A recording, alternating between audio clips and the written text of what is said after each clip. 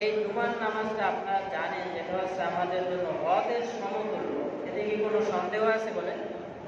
হ্যাঁ, একজন সম্পদশালী লোক, সে বিভিন্ন কান্ট্রি থেকে রওনা করে প্রস্তুতি গ্রহণ করে, এরপর ওই মক্কাতুল মুকাররমা মদিনাতুল মুনাওয়ারায় গিয়ে ওখান থেকে হজ পালন করে আসে। আর একজন গরিব মানুষ, সে বাসা থেকে পবিত্রতা অর্জন করে এরপরে সুগন্ধি ব্যবহার করে তারপর সে বাসা থেকে পায়ে হেঁটে হেঁটে মসজিদে আসে, এখান থেকে জুমার নামাজ আদায় করে আবার বাড়িতে ফিরে যায়। ওই হাজী সাহেবের সম্মান এবং জুমা আদায়কারীর সম্মান সমান হয়ে যায়। এতে কোনো সন্দেহ আছে?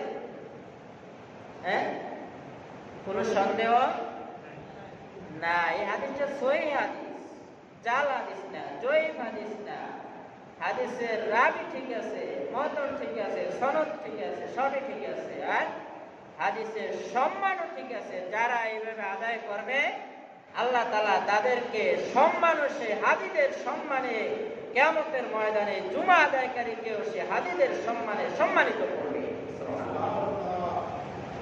কারণ কি জানেন?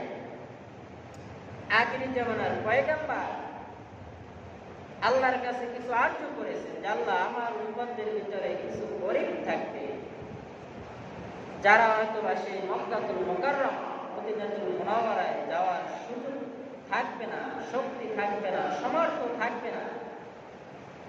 আল্লাহ, তারা তো শেষ জমানায় আয়ু কম পাবে, তাদের হায়াতও কম, বয়স কম, সীমিত সময়ের ভিতরে তাদের আমলনামায় গুনার পরিমাণও বেশি থাকবে।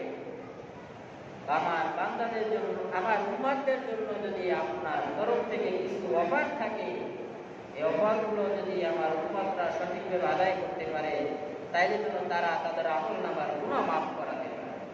যেমন আপনি মাগরিবের নামাজের পরে